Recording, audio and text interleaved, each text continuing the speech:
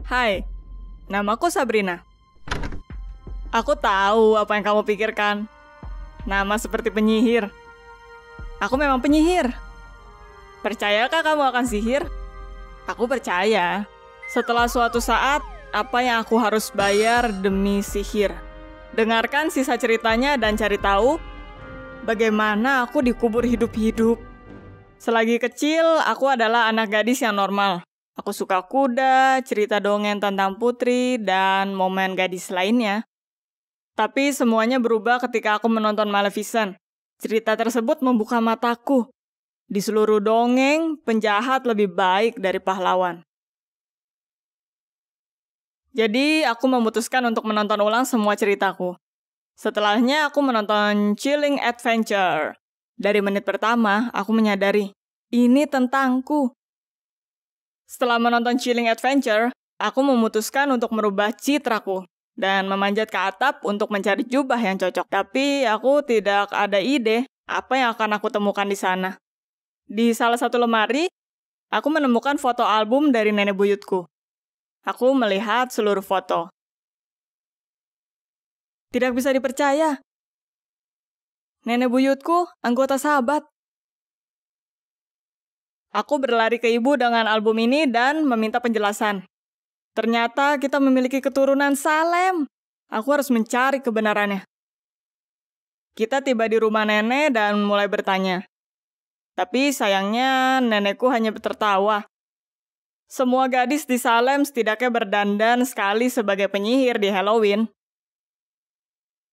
Tapi mereka tidak bisa merubah pikiranku. Karena aku tahu aku adalah penyihir. Dan aku akan mendapatkan kekuatan sihir. Sebagai permulaan, aku menambahkan penampilan gotik. Makeup gelap, sarung tangan hitam panjang, dan topi. Pernahkah kamu merubah penampilanmu dan merasa seperti orang baru? Jika iya, kamu akan mengerti bagaimana aku merasa percaya diri dengan kemampuanku. Aku memutuskan untuk mulai menceritakan keberuntungan pada dua temanku. Contohnya mencari cangkir kira. Aku dapat melihat sesuatu berkata, bahaya. Keesokan harinya, dia gagal melewati tes. Prediksiku menjadi kenyataan. Melihat tangan temanku Lisa, aku melihat kata cinta. Dan 3 hari kemudian, seorang anak baru datang di sekolah dan dia langsung jatuh cinta padanya.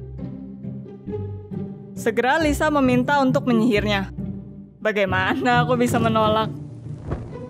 Aku membaca di internet tentang ritual, dan keesokan harinya setelah sekolah, kita melaksanakan perayaan. Itu berlangsung 2 minggu dan saat istirahat, anak baru datang pada kita. Dia berkata bahwa kita melihatnya terus-menerus selama 2 minggu. Dan kita tahu bahwa sihirnya akan bekerja. Pria itu bernama Rich. Dia pria baik tapi temannya, mereka adalah sesuatu. Ini adalah grup dari sekolah privat. Pria keren, gotik, sangat gila.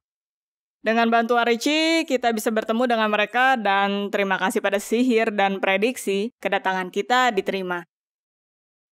Tapi segera tantangannya meningkat. Rich menemukan buku sihir di salah satu toko antik. Aku mencobanya sendiri untuk mengetesnya. Sid Ventura Felix de Duces, aku berbisik pada temanku. Dan pada tes berikutnya, dia bisa menebak skornya. Ut meledicent tibi, et responsum es propecitasis. Aku berteriak, menunjuk pada Mickey, si pembuli. Setelah 2 minggu, kita tahu bahwa dia dikeluarkan dari sekolah karena merokok. Tapi kamu harus mengakui bahwa prediksi dan sihir tidak seperti yang kamu bayangkan jika kamu berpikir tentang kekuatan sihir. Aku ingin merubah orang menjadi hewan dengan jentikan jari, membaca pikiran, melempar bola api. Tuhan, bodohnya diriku. Di buku mantra, kita menemukan ritual penyihir. Ritual yang rumit, yang seharusnya membuka semua kekuatan sihirku. Ritualnya sangat gila. Di bulan penuh, aku harus meminum racun yang seharusnya membunuhku. Lalu aku harus dikubur di dalam peti mati, di mana aku bisa keluar hanya dengan sihirku sendiri. Awalnya, aku menolak.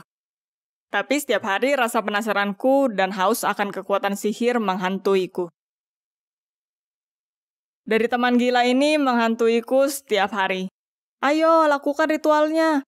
Kamu akan menjadi penyihir sesungguhnya. Setelah seminggu dengan rayuan yang konstan dan dorongan diri, aku setuju. Itu tidak sulit untuk dipersiapkan. Kita membeli peti mati. Dan aku membuat racun dari herbal dan organ hewan. Jangan tanya berapa banyak yang kita bayar untuk klinik hewan. Dan sekarang bulan penuh datang. Kita berkumpul di tempat tersembunyi di taman, di mana tidak ada yang bisa mengganggu. Pernahkah kamu melakukan sesuatu yang terlarang? Apakah kamu tahu yang bisa diberikan dorongan adrenalin? Kopias venire, aku berteriak saat para lelaki mengelilingku dengan tarian. Kopias venire, aku berteriak sebelum meminum racun yang terbuat dari buntut tikus dan otak kucing. Kopias venire, aku berbisik, bergetar dengan euforia dan kesenangan. Berusaha untuk tidak muntah dari racun. Semuanya berhenti. Semua orang berhenti. Lalu aku jatuh. Aku tidak bisa bergerak. Tidak bisa bernafas. Tidak bisa mengontrol mataku. Lumpuh total. Temanku mengelilingiku dan salah satu dari mereka merasakan adikku. Dia mati. Aku mendengar bisikan mereka. Aku hidup. Apakah orang mati bisa sadar? Aku panik. Dan salah satu pria berkata, kita harus mengakhiri apa yang kita mulai. Inilah yang diinginkan Sabrina. Aku diangkat dan dibawa ke peti mati. Berhenti! Jangan menguburku. Aku tidak mau. Tapi tidak ada yang mendengar tangis dariku. Tidak ada satupun yang bisa membaca teriakanku. Mereka menaruhku di peti mati. Rich menutup mataku. Lalu aku mendengar tutup peti mati di paku. Kotak diangkat dan aku dilempar ke dalam lubang. Aku merasa guncangan. Diikuti suara cangkulan dari tanah. Aku mendapat sedikit tanah di mukaku. Rasanya semakin sulit bernafas. Aku memberi semua tenagaku. Hembusan nafas yang tidak terdengar, lalu hilang. Temanku membuat suara dengan cangkulnya untuk waktu yang lama. Sementara itu, air mataku melewati mataku yang tertutup.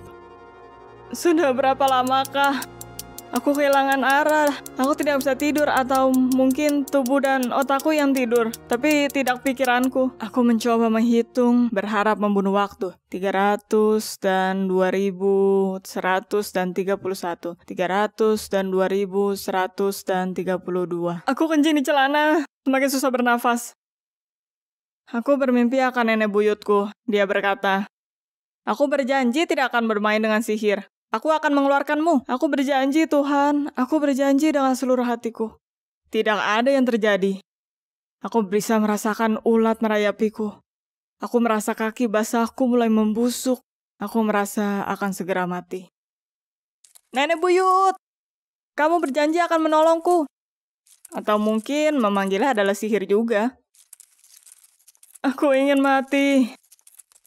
Udara semakin tipis, tapi itu tidak segera berakhir. Aku tidak bisa menelan ludah atau menahan napasku. Tapi aku ingin mati. Detik-detik semakin memudar. Aku siap untuk menghembuskan napas terakhirku. Dan tiba-tiba, tanah mulai bergetar. Aku mendengar suara. Tutup peti matiku terbuka dan aku merasakan udara segar. Pada waktu bersamaan, aku mendengar suara temanku. Ini membusuk. Ya Tuhan, aku akan muntah. Lalu Rich berkata, sepertinya sihirnya tidak berfungsi. Aku menyarankan menguburnya dan melupakannya. Aku tidak berpikir mereka akan menemukannya segera. Aku tahu, sekarang atau tidak sama sekali. Aku menarik tenaga terakhirku, membuka mataku dengan sulit dan mulai berbicara. Seluruh temanku terbang ketakutan. Semua kecuali Rich. Dia menarik tanganku dan merasakan nadiku. Pada titik ini, aku pingsan. Aku terbangun di rumah sakit, catatonic stupor. Ini diagnosaku. Karena stres, tekanan di pinggang, dan racun yang aku minum, otakku gagal berfungsi, dan aku kehilangan kontrol. Lalu aku berada di peti mati selama 3 hari, kehilangan oksigen. Temanku lelah menunggu dan memutuskan untuk menggaliku keluar. Tepat pada waktunya, beberapa jam lagi, dan aku akan mati. Ya, kejadian buruk sebanyak 3 kali. Kualitas buruk dari peti mati, tindakan polisi yang lambat, yang mencariku setelah 2 hari aku menghilang, dan teman idiot yang percaya aku adalah penyihir. Pernahkah kamu mengorbankan hidupmu? Beritahu kami di komentar. Dan jangan lupa untuk subscribe ke channel ini, karena akan ada cerita menarik lainnya yang menunggumu. Hai, aku Temi dan berusia 13 tahun. Pernahkah kamu merasa sepertinya kamu menelan sesuatu yang hidup? Seolah kamu memiliki sesuatu di dalam dirimu yang mengancam nyawamu? Cerita ini terjadi denganku dan perasaan itu masih menghantuiku. Tonton video ini sampai akhir dan temukan apa yang terjadi kepada seseorang jika mereka menelan ular beracun. Orang tuaku mendedikasikan seluruh hidup mereka untuk biologi, jadi aku tertarik dengan binatang eksotis dan serangga sejak kecil. Apa yang normal ditakuti anak-anak adalah mainan favoritku. Aku suka mendengarkan ensiklopedia dan karya ilmiah dari ayah dan ibuku. Aku selalu ingin memiliki binatang eksotis di rumah, tapi orang tuaku menentangnya, berkata itu bisa berbahaya dan bahwa mereka memiliki itu cukup banyak saat mereka bekerja. Sampai akhirnya ayahku memberikan ular beracun kecil dan langka untuk ulang tahunku. Aku kesenangan. Tentu saja aku langsung bermain dengannya, tapi ayahku menghentikanku. Dia meletakkan ular di rumah terarium dan berkata bahwa itu tidak seharusnya disentuh selama masa adaptasi. Dan dia melarangku untuk mengambilnya tanpa permisi, karena itu beracun.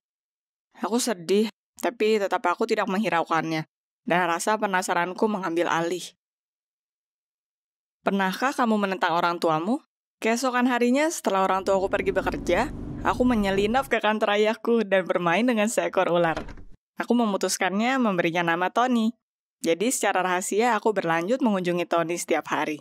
Tapi seiring berjalannya waktu, aku bosan bermain dengannya sendiri dan aku ingin menunjukkannya ke teman baikku, Carl. Aku memutuskan untuk membuat prank untuknya dan aku berpikir itu akan menyenangkan. Tapi rencanaku gagal. Kita duduk dan bermain game favorit kita. Aku memberitahu Carl, aku akan mencari sesuatu untuk kita makan. Membiarkan Tony ada di luar terarium dan membawanya keluar dari kamarku tanpa terlihat. Aku berpikir Carl akan ketakutan. Kita akan tertawa bersama dan bermain dengan ular tersebut. Tapi prank itu menjadi keluar kontrol. Ketika Carl melihat ular di kakinya, dia melompat dalam horor, berteriak kencang, wajahnya berubah putih total. Dia jatuh ke lantai dan mulai tercekik. Sejujurnya aku tidak tahu apa yang harus kulakukan. Tapi penting untuk bertindak segera. Aku menemukan kantong coklat di dapur, pergi ke Carl, dan dia mulai bernapas ke dalamnya. Perlahan mulai sadar. Aku memberinya segelas air. Dia meminumnya dan mulai meneriakiku. Ternyata dia tidak berani dengan ular, kadal, dan sejenisnya. Waktu kecil dia bahkan alergi terhadapnya. Dia menuduhku aku tahu tentang itu dan mengaturnya dengan sengaja. Tapi aku tidak ada ide Carl memiliki ketakutan itu. Kita bertengkar hebat. Carl menyerangku dan pergi membanting pintu. Aku mengembalikan ular ke terarium sebelum orang tuaku menyadarinya dan masuk ke kamarku. Aku sangat sedih karena kita bertengkar, karena ini tidak pernah terjadi sebelumnya di pertemanan kita. Jadi aku memiliki mimpi buruk keesokan harinya.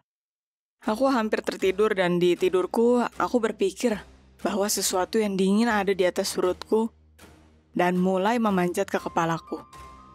Itu memanjat masuk ke mulutku dan aku tidak bisa bergerak. Aku bangun keesokan pagi dengan keringat dingin. Aku takut dan apa yang aku lihat dan rasakan di mimpiku terasa sangat nyata. Aku sangat takut dan bergegas lari untuk melihat terarium, tapi itu kosong. Kakiku mulai bergetar dan aku mengencangkan perutku dan tidak bisa bergerak. Apakah sekarang ada ular kecil di dalam diriku? Hanya memikirkannya membuatku sakit dan aku lari ke kamar mandi. Ternyata aku tidak menutup-penutupnya dengan baik kemarin. Dan Tony merambat keluar dari terarium dan ke dalam mulutku. Bahkan di pagi hari aku merasa sesuatu bergerak di bibirku. Itu sangat buruk. Aku tidak bisa tidur, berjalan, atau bahkan makan. Dan sepertinya ada hawa dingin di perutku. Sesuatu yang hidup. Itu seperti ada sesuatu berdarah dingin yang memanjatnya. Semakin banyak pikiran masuk ke kepalaku, dan aku tidak bisa menghadapinya sendiri. Jadi keesokan harinya di sekolah, aku mencari Carl, meminta pengampunannya, dan menceritakan apa yang terjadi denganku. Dia sama terkejutnya denganku, seperti dia tidak bertengkar denganku. Dia mulai berpikir tentang bagaimana cara menyelesaikan masalah ini. Dia khawatir denganku. Itu menyenangkan, tapi sepertinya dia tahu tentangnya. Aku memutuskan untuk tidak menggubris reaksinya. Carl berkata untuk segera menemui dokter. Mulai berkata bahwa itu sangat serius dan kita tidak bisa menyelesaikannya sendiri. Aku menangis dan berkata bahwa aku tidak akan pernah pergi ke dokter. Aku membutuhkan bantuan teman. Apa kamu takut dengan dokter dan rumah sakit? Dan lalu kita ingat bahwa ibu Carl adalah ahli biologi, dan dia mempunyai buku langka tentang hewan berdarah dingin di rumah. Carl menenangkanku dan kita lari ke rumahnya tepat setelah sekolah. Kita harus melakukan semuanya sebelum ibunya tiba. Kita menyelinap ke kantornya dan mulai mencari buku yang tepat.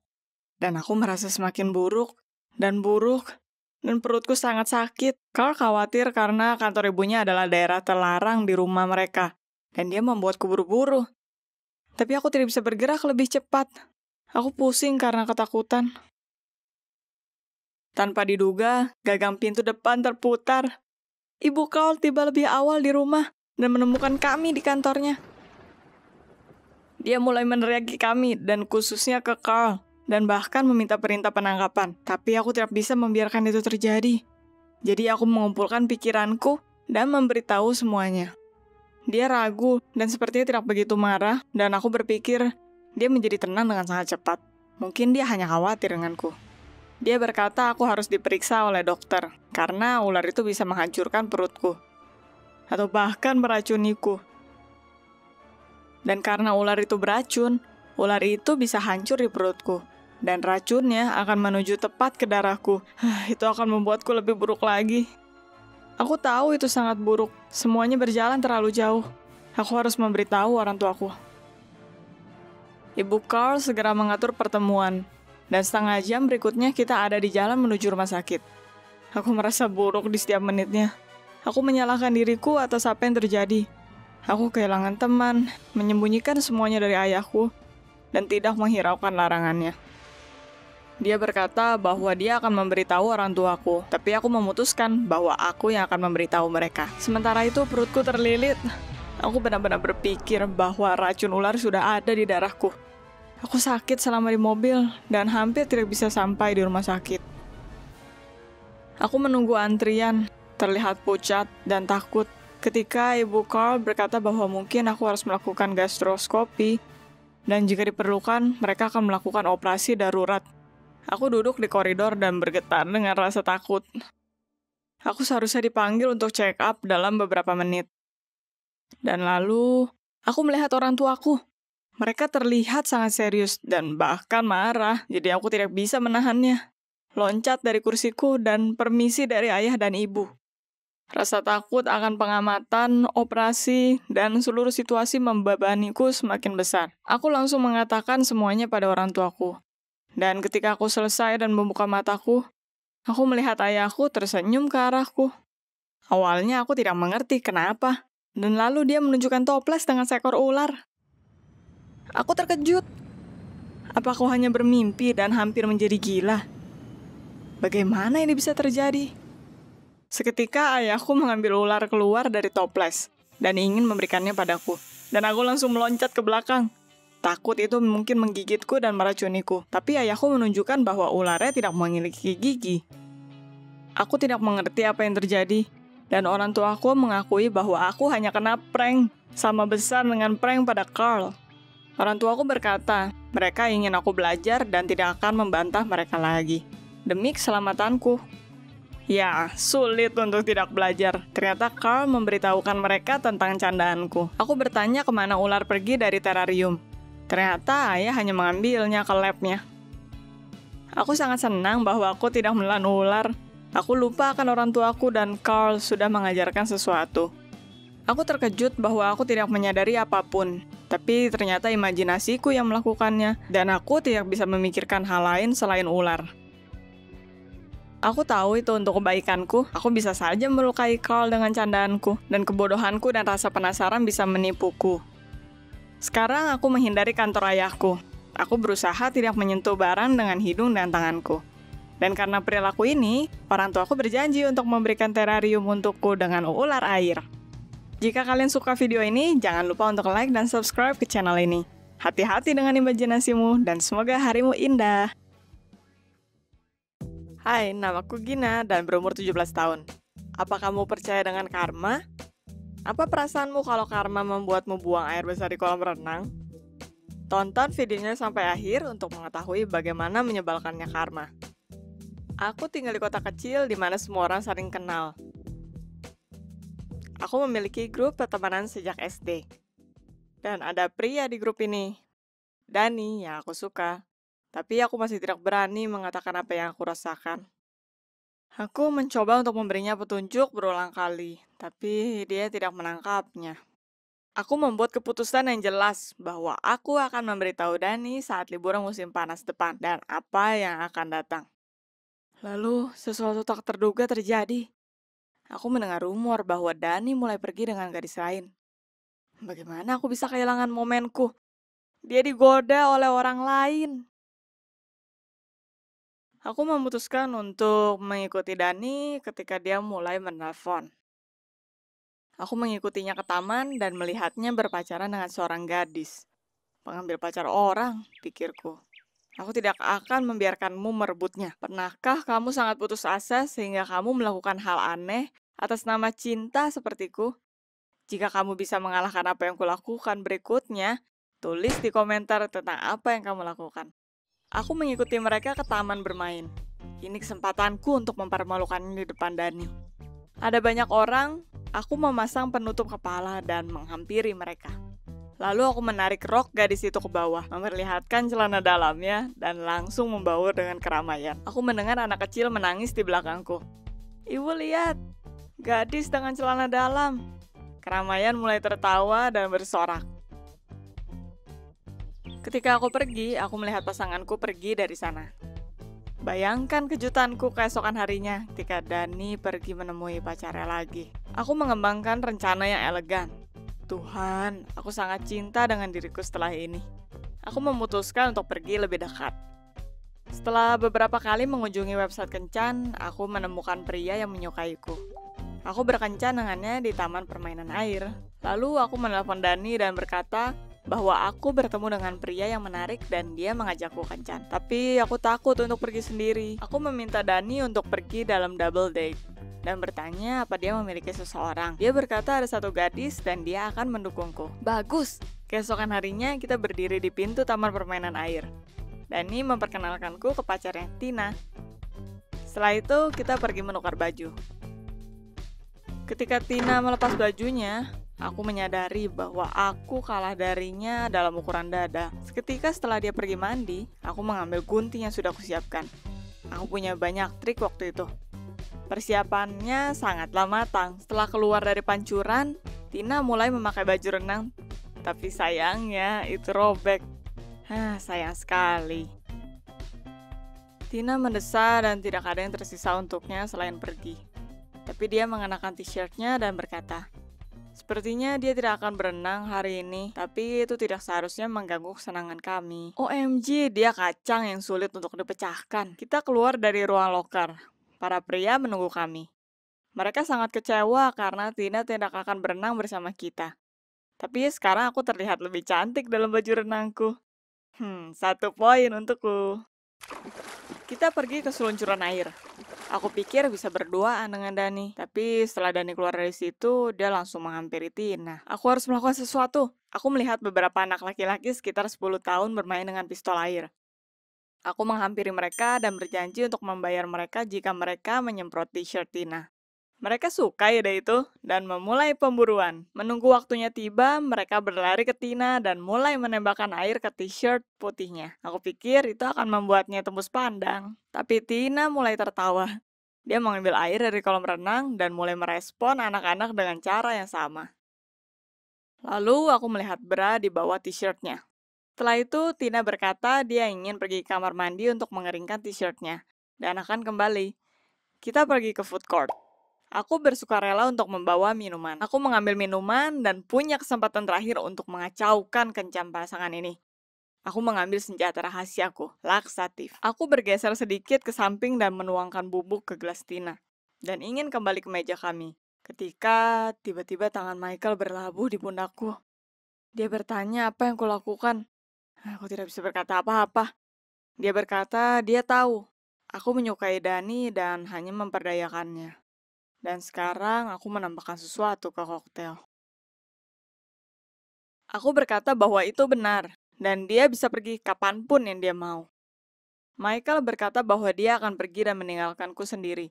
Tapi jika aku minum koktail yang sudah kubumbui, jika tidak, dia akan memberitahu Dani segalanya. Tampaknya aku diskakmat. Aku tidak bisa membiarkan dia memberitahu Dani segalanya. Kita kembali ke meja kami ketika Tina tiba. Aku mengatur minuman untuk semuanya, menyimpan gelas dengan laksatif untukku. Michael melihatku dan berkata aku harus menghabiskannya. Aku tidak bisa memikirkan cara untuk menipu Michael, dan aku terlalu malu untuk membayangkan Dani mengetahui apa yang kulakukan untuk memenangkannya. Apa yang akan kamu lakukan di posisiku? Aku mengosongkan gelas dengan cepat, dan tidak merasakan apapun. Mungkin obatnya tidak bekerja? Aku rasa begitu. Jadi aku butuh rencana lain. Dani berkata kita harus bersenang-senang di kolam, karena Tina menemukan toko di sini dengan baju renang. Kita pergi ke kolam renang. Di sana kita mulai bermain bola. Dan aku merasakan dorongan. Sial, aku sangat kesakitan. Aku menyadari aku tidak bisa bergerak. Satu gerakan dan aku akan buang air besar di kolam. Setiap detik yang berlalu, tekanan di perutku meningkat. Aku merapatkan gigiku dan mengencangkan seluruh tubuhku.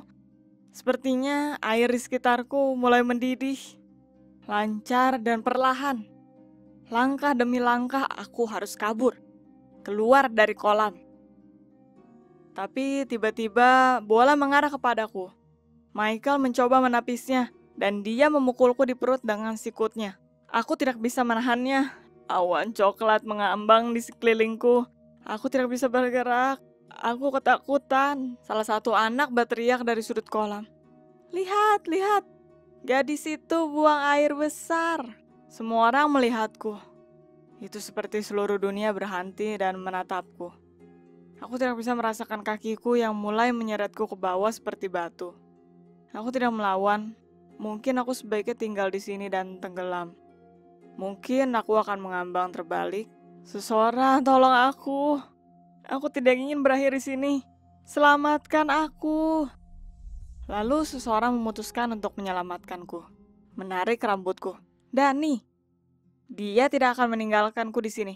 Itu dia. Tapi ketika aku membuka mata, aku melihat Tina. Kita keluar kolam dengan bingung dan dia menarikku dengannya ke ruang loker. Di sana dia membantuku mandi dan bertukar baju. Dia berkata bahwa Michael tidak akan senang dengan kencan pertama ini. Dan kakaknya tampak terkejut juga. Stop! Kakaknya? Tina berkata Dani adalah sepupunya yang dia kunjungi selama liburan. Jadi dia adalah adiknya. Ya Tuhan, aku mulai menangis. Tina menenangkanku dan bertanya apa aku memiliki sesuatu untuk menutupi wajahku. Aku menarik penutup kepalaku. Dari penampilan di mata Tina, aku tahu dia menyadarinya, tapi dia tidak berkata apa-apa. Ketika kita keluar dari taman air, kita bertemu Dani, dan dia tidak bisa melihat wajahku. Aku mulai menangis lagi. Tina bertanya, "Di mana Michael?" Dani berkata dia telah pergi. Lalu Tina mengeluarkan suara kepada Dani. Dia berkata bagaimana dia mengabaikanku dan menyeretku ketika aku sakit. Jika Tina bersama kita terus, dia akan menyadari kalau aku merasa tidak enak badan. Dani terkejut dengan pernyataan ini. Dia melihatku di mata untuk pertama kalinya dan bertanya, "Apa kamu merasa buruk kali ini?" Aku mengangguk dengan air mata di mataku. Dani memelukku dan meminta maaf. Tampaknya dia sangat percaya kalau dia bersalah atas apa yang terjadi. Dengan saran adiknya, Dani mengundangku ke bioskop setelah aku merasa lebih baik.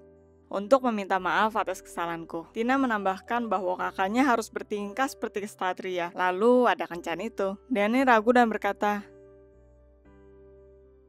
"Iya kencan, kamu mau pergi?" Itu bagaimana teman-teman aku mencapai goalku. Walaupun pada satu saat semuanya berubah buruk. Aku dan Dani sudah berkencan untuk beberapa bulan. Aku mungkin tidak akan merayakan anniversary kita tahun depan. Kenangannya, katakan saja, sedikit blur. Like jika kamu mengerti bahwa karma benar adanya. Subscribe supaya kamu tidak ketinggalan video baru dari kami dan jangan biarkan kecelakaan yang sama terjadi denganmu. Hai, aku Lisa dan berumur 16 tahun. Apa kalian memiliki fobia? Seperti takut akan sesuatu? Seseorang takut akan kegelapan atau badut. Apa yang aku takuti? Sejujurnya, aku takut akan semuanya. Tapi laba-laba adalah pemenangnya. Menjijikan. Makhluk bahaya dari neraka. Karena alasan yang tidak diketahui berada di planet ini. Aku berpikir keras tentang hal itu sekarang. Tapi tahun lalu aku hampir gila karena ketakutan. Kenapa? Mari ku ceritakan. Kita pindah ke Virginia dari Texas dan aku membencinya. Pertama-tama di sini dingin dan musim dingin mulai di bulan November. Tapi itu hanya sebagian masalah. Rumah kita, bagaimana ya? Pernahkah kalian berada di rumah setan di Disneyland? Rumah kita sangat mirip dengan itu. Itu bukan istana, tapi memiliki atmosfer itu. Rumahnya tua, luas, dan menyeramkan. Serius, tidak ada ruangan terang di sana. Di beberapa ruangan, contoh kamarku, cahaya hanya muncul di sore hari ketika mulai gelap. Dan di waktu lainnya, hanya ada kegelapan. Dan lantainya, itu selalu berdecik. Tapi bagian yang paling menyebalkan adalah serangga bodoh. Benar deh, awalnya kita harus sering memanggil petugas serangga. Lantai kamar dipenuhi kecoa mati. Dan ada serangga kasur juga. Pada malam hari, udara dipenuhi dengan ngengat. Dan tentu saja ada laba-laba. Aku akan menyebutnya monster berukuran besar. Tarantula tropis mungkin lebih besar. Tapi aku tidak yakin dan tidak mau tahu. Tapi laba-laba ini sangat besar. Aku takut dengan yang kecil, tapi ini berukuran sebesar tanganku. Tentu kalian berpikir bahwa konyol jika takut pada serangga. Tapi OMG, beberapa orang takut dengan air. Ada yang salah dengan fobia itu. Suatu hari aku melihat laba-laba memanjat bajuku di kamar mandi. Aku histeris dan berteriak. Aku menolak untuk memakai baju. Tidak ingin kembali ke kamar mandi. Sepertinya makhluk itu berukuran sebesar telapak tanganku. Mungkin lebih. Semua orang mencoba menenangkanku. Tapi aku tidak bisa tenang. Aku ketakutan setengah mati sampai aku tidak bisa tidur di malam hari. Aku selalu memikirkan laba-laba sialan itu ada di mana-mana.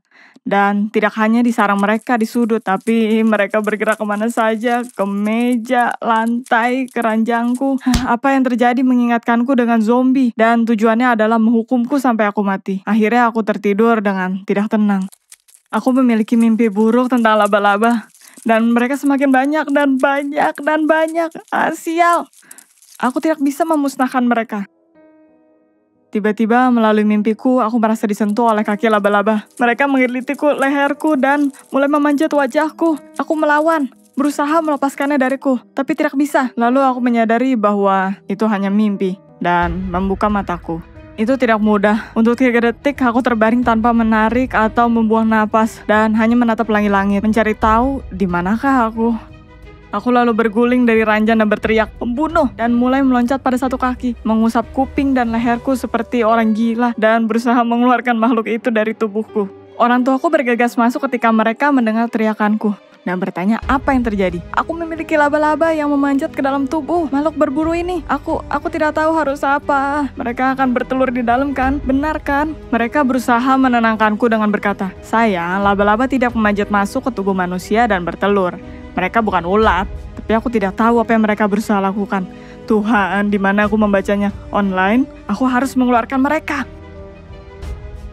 Ibu setuju untuk mengecek telingaku, tapi dia tidak sungguh-sungguh memperhatikan. Ketika dia bilang tidak ada apa-apa, aku tidak percaya. Bagaimana dia bisa melihatnya hanya dalam waktu 3 detik? "Bu, lihat lebih dekat. Bagaimana kalau itu berada sangat dalam?" Ibu tiba-tiba marah dan memberitahuku untuk kembali tidur dan berhenti mengada-ngada. Aku berteriak juga, berkata tidak bisa tidur dengan benda aneh ini di dalam tubuh. Ayah menyelamatkanku. Dia berkata bahwa laba-laba tidak makan daging manusia Dan jika dia lapar dan tidak ingin mati kelaparan, dia akan memanjat keluar, mungkin nanti. Ya, tentu saja. Selamat atas dukungannya. Di pagi hari tidak ada yang berani bertanya, "Apa kabarmu, Lisa?" Atau, "Bagaimana makhluk besar laba-laba raksasa yang memakanmu hidup-hidup?" Tidak ada. Seperti tidak ada yang terjadi semalam. Aku merasa kacau. Aku sudah merasa buruk.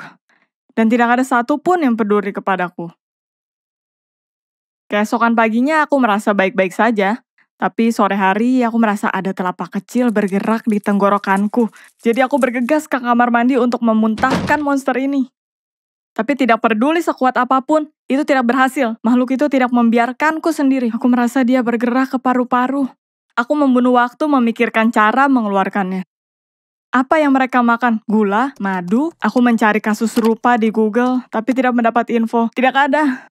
Aku tidak merasa lebih baik. Setiap hari aku komplain bahwa binatang ini menggerogotiku dari dalam.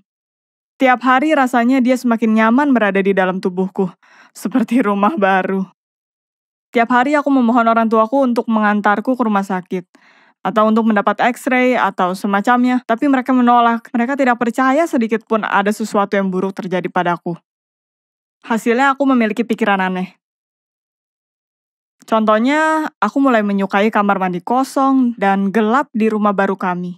Di sekolah ketika pria mengusirku kasar, seketika aku merasa menggali wajahnya dengan gigiku. Itu tidak pernah terjadi sebelumnya. Aku mendengar kalimat-kalimat aneh di kepalaku. Mungkin dari buku atau percakapan. Tapi masalahnya, aku tidak pernah membacanya atau bertemu orang tersebut. Jadi aku tidak tahu dari mana aku mendengarnya. Apakah aku menyadari bahwa apa yang terjadi tidak normal? Ya, aku bukan idiot. Aku takut setengah mati, tapi tidak ada yang berusaha menolong dan aku tidak bisa mengatur diriku sendiri. Aku tidak bisa menghadapinya. Akhirnya aku berkata lagi kepada orang tuaku. Aku tahu kalau aku tetap diam, aku akan gila dan tidak akan menghadapi masalah ini. Dan lagi, aku berharap kali ini ibu dan ayah akan menganggap ini serius dan akan memberikan aku x-ray dan mengeluarkan laba-laba. Mereka menanggapinya serius, tapi reaksinya sedikit berbeda dari yang aku bayangkan. Ya, katanya. Ya, tidak bagus. Kita harus pergi ke dokter. Aku sangat lega karena akhirnya bisa meyakinkan mereka dan duduk di kursi belakang mobil tanpa ada kecurigaan. Selagi berbicara dengan dokter, aku menyadari ada sesuatu. Dia tidak menawarkan x-ray, tapi menanyakan hal tentang suara di kepalaku dan ketakutanku akan laba-laba. Lalu, aku melihat tandanya. Aku ada di psikolog. Aku sangat marah. Aku mendatangi orang tuaku, dokter, dan bahkan resepsionis. Aku berteriak bahwa mereka mengkhianatiku dan berbohong, dan aku menolak untuk tinggal bersama mereka mulai sekarang. Dan aku tidak akan pernah tinggal di klinik ini. Mereka berusaha memberiku sedatif, tapi aku berhasil kabur karena orang tuaku tidak memegangiku kencang. Aku berlari ke jalan dan suara di kepalaku terus berkata, "Bunuh, bunuh, bunuh." Aku tidak berhasil kabur jauh. Security menangkapku dan membawaku kembali. Aku menangis seperti bayi. Aku merasa hidupku telah berakhir. Aku merasakan laba-laba kecil itu menginjak hatiku dari dalam. Aku tahu klinik itu akan membantu laba-laba memakanku hidup-hidup. Tiba-tiba dokter bertanya, "Kamu mau kita memberikan x-ray?" Aku menjawab, "Ya, hanya itu yang aku inginkan." Dan dia membalas, "Oke, ayo kita lakukan besok." Bagaimana perasaanmu ketika kamu mendapatkan hal yang sudah kamu inginkan dari dulu? Aku tidak bisa mempercayainya. Bisakah masalahku terpecahkan semudah itu? Aku berusaha membuat orang tuaku melakukan itu sejak lama. Dan sekarang sang dokter menawarinya begitu saja. Aku mendapatkan x-ray keesokan harinya. Dan itu menunjukkan tidak ada apa-apa di dalam tubuhku. Tapi apa sensasi itu? Suara di kepalaku? Dokter menjelaskan bahwa aku mungkin menelan laba-laba itu di mimpiku. Tapi dia tidak bisa bertahan di dalam tubuh dan sangat mungkin mati di perutku dan keluar secara natural. Itu kadang terjadi, sangat langka. Tapi setelahnya beberapa orang merasa ketakutan, panik, dan paranoid. Aku tidak perlu merawat mentalku, tapi ketakutanku bukan ciptaanku sendiri, yang seperti kata orang tuaku. Aku hampir loncat kegirangan. Dokternya adalah seseorang yang luar biasa, yang mengatasi masalahku dan menanggapinya serius. Dia meyakinkan orang tuaku bahwa itu bukan hal terbaik, tinggal di rumah penuh laba-laba ketika anak kalian memiliki ketakutan dan fobia. Jadi kita pindah ke tempat yang tidak terlalu luas, tapi setidaknya tidak dipenuhi serangga. Aku belajar menghadapi ketakutanku dan mengontrol diriku. Suara di kepalaku hanya teman dari emosiku. Dan sekarang, aku mulai terbuka untuk mengatasinya. Dan aku meminum seluruh botol teh untuk memastikan aku sudah menghilangkan sisa-sisa laba-laba. Subscribe ke channel ini dan kita akan membuat cerita menarik lainnya. Bagaimana jika hidup kalian lebih menyenangkan? Hai, namaku Pamela dan berusia 20 tahun. Pernahkah kamu merasa seperti bunga di rumah kaca di bawah pengawasan orang tuamu? Sebuah sayur terkunci di dinding 4 sisi? Ya, orang tuaku membuatku menjadi sebuah tanaman. Tonton sampai akhir dan kamu akan temukan bagaimana aku perlahan berubah menjadi pohon sebenarnya. Seketika setelah aku lahir, orang tuaku memutuskan untuk mengunciku di dalam rumah. Semua karena aku mempunyai sistem imun yang lemah. Bahkan flu biasa bisa berakhir buruk untukku. Jadi ibuku duduk denganku beberapa hari, tidak pernah melepas pandangannya dariku sedetik pun. Aku merasa seperti berada di penjara. Tapi seketika dokter merekomendasikan bahwa orang tuaku mengirimku ke SMP daripada homeschooling. Bersosialisasi bisa menolong imunitasku, dan orang tuaku secara ragu menyetujuinya. Tuhan, betapa bahagianya aku bisa dibiarkan keluar dari rumah. Aku bermimpi untuk menemukan teman dan menjadi murid terbaik di kelasku. Tapi di hari pertamaku di sekolah, seorang anak laki-laki yang sakit datang ke kelas dan bersin kepadaku. Tuhan, kenapa orang tua bodohnya tidak membiarkannya di rumah? Untuk sebagian, mungkin itu tidak perlu digubris. Tapi di kasusku, momen ini bisa menghancurkan hidupku. Aku sakit, dan aku sakit untuk 3 bulan dengan satu penyakit yang sudah sembuh dan digantikan oleh penyakit lainnya. 3 bulan penyiksaan, agoni, dan demam. Dan sementara itu, aku didukung oleh pikiranku bahwa aku akan segera kembali ke sekolah. Pernahkah mimpimu muncul di depan matamu? Pernahkah kamu mendapatkan takdir yang menjatuhkanmu? Aku terlalu muda untuk ini, dan tetapi penderitaanku berakhir. Aku dibebaskan, tapi sesuatu yang lebih buruk dari IVS dan suntikan sedang menungguku. Orang tuaku memutuskan bahwa aku tidak akan pergi lagi ke sekolah dan memindahkanku ke homeschooling. Mereka memutuskan bahwa dunia luar terlalu berbahaya untuk tubuhku. Aku sesegera menyadari bahwa aku tidak bisa memenangkan pertempuran ini dan aku menerimanya. Berhenti, tapi tidak menyerah. Aku memutuskan untuk mendedikasikan diriku untuk pengobatan untuk mempelajari bagaimana memperkuat sistem imunku yang lemah dan bisa keluar dari penjara ini. Aku belajar dengan giat, melewati semua ujian dengan baik, dan yang paling penting, menutup kekhawatiran orang tuaku. Ya, sebagai hasil dari ujian, aku mendaftar ke universitas ternama untuk fakultas kedokteran. Tapi ternyata aku terlalu awal untuk merasa bahagia. Setelah banyak perdebatan, tangisan, dan teriakan, orang tuaku membiarkanku sekolah. Tapi dengan kondisi bahwa ibuku pergi denganku. Setiap pagi dan sore ibuku mengantarku dari cottage sewaan kami ke universitas. Dan meskipun aku sering mendapat undangan ke pesta, mendengarkan cerita tentang mereka dan ingin sekali pergi ke sana, tapi ibuku tidak akan mendengarkan mereka. Beberapa bulan berlalu, aku melanjutkan untuk berada di modus belajar di rumah, dan itu lebih baik hidup seperti ini. Tapi ayah sakit. Ibuku harus mengunjunginya dan untuk pertama kalinya di dalam hidupku, aku ditinggalkan sendiri di rumah. Semua murid melihat bahwa aku datang tanpa ibuku dan mulai menanyaiku. Aku berkata bahwa aku tinggal sendiri sekarang dan aku menyewa rumah besar yang bagus dengan taman dan tentu saja sebuah kolam renang. Para pria berusaha meyakinkanku untuk menggelar pesta. Perhatian itu merubah kepalaku dan aku setuju. Untuk pertama kalinya aku bertanggung jawab atas hidupku sendiri. Dan aku memutuskan untuk merasa seperti orang dewasa. Seorang idiot. Kita menari, aku mencoba alkohol dan bersenang-senang sepenuhnya. Dan aku mencoba sesuatu yang lain untuk pertama kalinya, jika kalian tahu apa yang aku maksud. Sejujurnya aku tidak mengingat namanya, tapi aku ingat tangan kuatnya dan napas panasnya. Dia sangat bersikeras dan percaya diri, seperti pangeran sesungguhnya dari cerita dongeng. Ya, aku tahu itu kesempatanku. Mungkin satu-satunya. Setelah semuanya, ibuku tidak akan membiarkan aku beranjak satu langkah pun darinya sampai akhir kuliah. Jadi aku mudah dipengaruhi. Ya, dan kemudian dia memutar balik hidupku. 3 kali. Ini adalah kali pertamaku yang ternyata adalah pesta terakhirku. Setelah menyelesaikan ujian, aku kembali ke rumah untuk liburan dan ternyata selamanya. Pernahkah kamu melakukan sesuatu yang kamu pikir bersifat pahlawan tapi ternyata hanya kebodohan? Semua berawal dengan kenyataan bahwa aku menemukan beberapa tanda hitam di tubuhku. Mungkin orang lain tidak akan terkejut. Mereka akan menganggap itu sebagai tanda lahir atau alergi. Tapi aku dilatih untuk menjaga kesehatanku dengan sangat hati-hati. Aku melihat nodanya dengan hati-hati, bahkan menggaruknya. Berharap itu hanya kotoran. Itu terlihat seperti hadiah dari pesta gila itu. Membayangkan bagaimana ini akan berakhir, aku memutuskan untuk tidak memberitahu orang tuaku dan menunggu kepulanganku ke universitas. Setiap hari tandanya menjadi lebih gelap, bengkak, mengeras, dan selalu gatal. Setelah beberapa hari, tandanya berubah menjadi besar. Aku mulai membakarnya, tapi itu tidak membantu. Lalu aku memutuskan untuk bertindak radikal.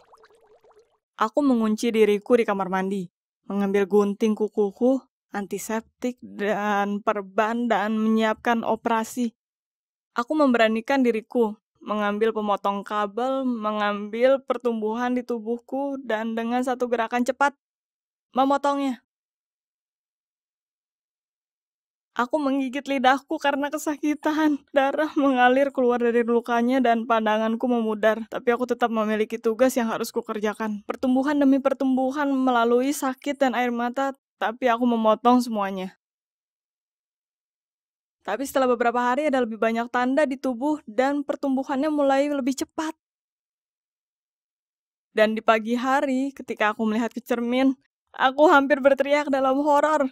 Salah satunya muncul di wajahku. Dengan kesusahan aku memotongnya, dan aku menemukan klaster pertumbuhan di pinggulku. Aku memutuskan untuk menghadapinya nanti. Terlalu banyak rasa sakit dalam satu waktu. Orang tuaku menyadari lukanya, tapi aku meyakinkan mereka itu hanya jerawat yang tidak perlu dikhawatirkan. Keesokan paginya, beberapa pertumbuhan muncul di wajahku. Aku memotong semuanya satu persatu. Wajahku dipenuhi dengan darah. Tapi ketika aku membakar lukaku itu, ketika aku merasakan sakit luar biasa, aku tidak bisa meyakinkan orang tuaku untuk tidak khawatir lagi, jadi mereka mengantarku ke dokter. Dengan kesusahan, aku membujuk ibuku untuk tidak masuk ke kantor denganku. Dan ketika aku sendiri dengan dokter, aku memberitahunya tentang pesta itu dan apa yang aku lakukan di sana. Ketika dokter melihat yang bertumbuh di pinggulku, dia tidak bisa menahan rasa mualnya. Itu terlihat sangat buruk. Seakan pertumbuhan itu sudah saling menyambung membentuk ranting yang mengeluarkan nanah. Seri percobaan dimulai. Seperti yang aku pikirkan, aku terinfeksi di pesta itu. Ternyata itu adalah virus papiloma biasa yang ada di 70% dari populasi.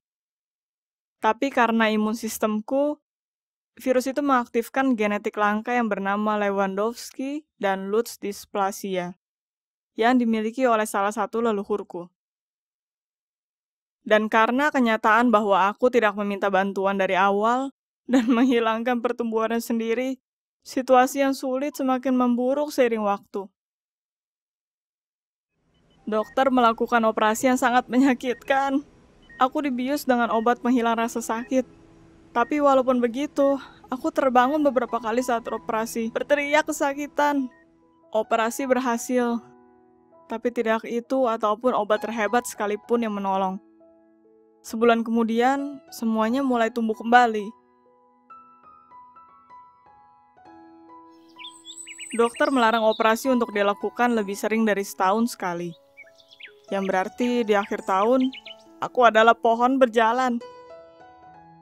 Aku dipindahkan lagi ke homeschooling dan mulai untuk meneliti tentang penyakitku. Kertas penelitianku dinilai terbaik, dan semua orang meramalkan masa depan cerah untukku. Tapi apa poinnya jika aku tidak bisa meninggalkan rumah?